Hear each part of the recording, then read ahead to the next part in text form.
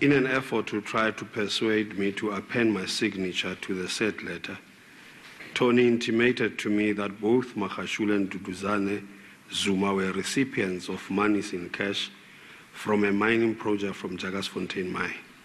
Neither Magashule nor Duduzane disputed Tony's claim. They both know that they are heads in agreement. Yes. Did you know anything about the Jagersfontein mine project at the time? I know there's been some challenges regarding to the community at Jagersfontein with regard to the mining dams that were mined illegally also. And when Tony said this about Mr. Magashule and Mr. Zuma, none of them objected or said anything to the contrary to what you were saying? Absolutely, they did not. They did not object. You earlier on testified that Mr. Tony Gupta told you that every month there would be an amount of 3 million rand that would be distributed among himself, Mr. Duduzane Zuma, and Mr. Ace Magashule.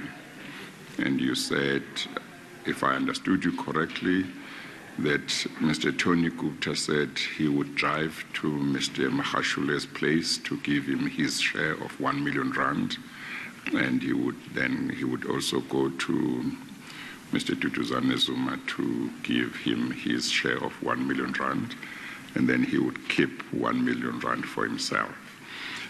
Was that in relation to this mine, or was that separate from this mine? It was in relation to the money that was, he said, was coming from this project. Okay, thank you. Yes. Then turn over, please, to page 18. Paragraph 56, you did testify on some of the issues in that paragraph, but I think that you might have missed other important aspects of what you wanted to convey to the chair. Could you please also read that paragraph carefully and also take us through it? Paragraph 56 reads, further, Tony told me that Magashule would not benefit from the project because it belonged to me and him, that is Tony. Magashule did not dispute Tony. From this project, Tony told me that I will receive the monthly payment of 2 million rands. I was told by Tony that if I append my signature at the time, an instant payment of 2 million will be given to me. In this regard, a gentleman of Indian descent was called by Tony, and he whispered some words in the language unknown to me. The gentleman left the room and came back with a bag, black pilot bag, the same bag frequently used by lawyers. Yes, then what happened thereafter?